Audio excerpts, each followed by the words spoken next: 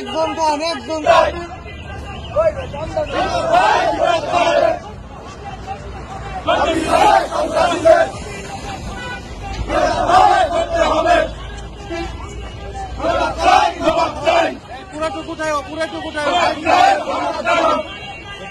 বিসমিল্লাহির রহমানির রহিম।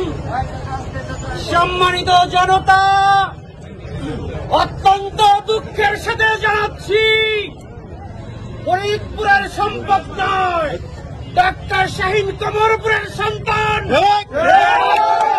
সম্পদ সেই হন শাহীনের গায়ে যারাই হাত দিয়েছে, আমরা 12 ঘন্টার মধ্যে নয়, 6 ঘন্টার মধ্যে নয়, আগামী 1 ঘন্টার মধ্যে প্রশাসনকে জানিয়ে দিতে চাই।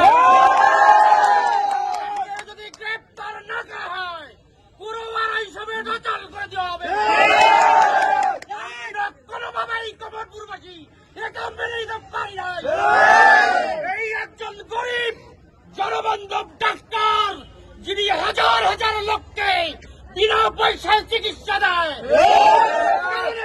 তার উপর যে নির্যাতন করা হয়েছে, এটা কমরপুরবাসী মানবে না, ফরিদপুরবাসী মানবে না, কমরপুরের জনসাধারণ মেনে নিতে পারে না। ফরিদপুরের প্রত্যেক অঞ্চলের লোক কমরপুর সম্বন্ধে অবগত আছে। আমরা জানি আন্দোলন কেমনে করতে হয়, রাস্তার মোড় অচল করে দেওয়া হবে, জনতা ব্যাংকের মোড় অচল করে দেওয়া হবে, অচল করে দেওয়া হবে, জেনারেল হাসপাতাল অচল করে দেওয়া হবে। শেষবারের মতো বলতে চাই, দৃঢ়ভাবে আমরা আইন হাতে তুলে নেব না। আপনারা জানেন এদেশের আইন এখন কোন প্রক্রিয়ায় চলছে। দাবি শুধু একটাই, 12 ঘন্টা নয়, 6 ঘন্টা নয়, 2 ঘন্টার মধ্যে শাহীন ডাক্তারের দুষ্কৃতকারীরা গ্রেপ্তার হয়েছে এবং রিমান্ডে গেছে আমরা দেখতে চাই। প্রয়োজন বলে আমরা ডিসি অফিস ঘেরাও করবো, অফিস ঘেরাও করবো। আল্লাহ হাফেজ, দেখা হবে আবার। আজ আমাদের প্রাণপ্রিয় ডাক্তার কমরপুর নয়, ফরিদপুর নয়, বাংলাদেশের গর্ব ডাক্তার শাহীন জোতারের উপরে সন্ত্রাসীরা হামলা করেছে।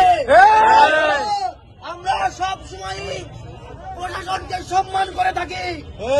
আমরা আমাদের এই বিষয়টা নিয়ে যখন প্রশাসনকে জানিয়েছি, আমাদের যারা ছিল সকলে ধৈর্যের পরিচয় দিয়েছে। এখনো পর্যন্ত আমরা বেআইনি কিছু করি নাই। সুতরাং আমরা বলে দিতে চাই, আগামী অল্প সময়ের মধ্যে প্রশাসনকে এই বিষয়ের উপর কি পদক্ষেপ নিতে হবে। পদক্ষেপ না নেওয়া হয়, আমাদের গর্জের বাঁধ কিন্তু ভেঙে যাবে, আপনারা কিন্তু কিচ্ছু করতে পারবেন না। আমরা আজকে এখানে আছি, আমরা রাজপথে থাকবো ইনশাআল্লাহ। অতি দ্রুত আমাদের যে সন্ত্রাসীরা ছিল তাদেরকে দ্রুত এখানে এনে বিচার করতে হবে। অন্যথায় আমরা বলতে চাচ্ছি, আমরা এখানে কোন অবস্থান কর্মসূচি ঘোষণা করছি। অবশ্যই আসসালামু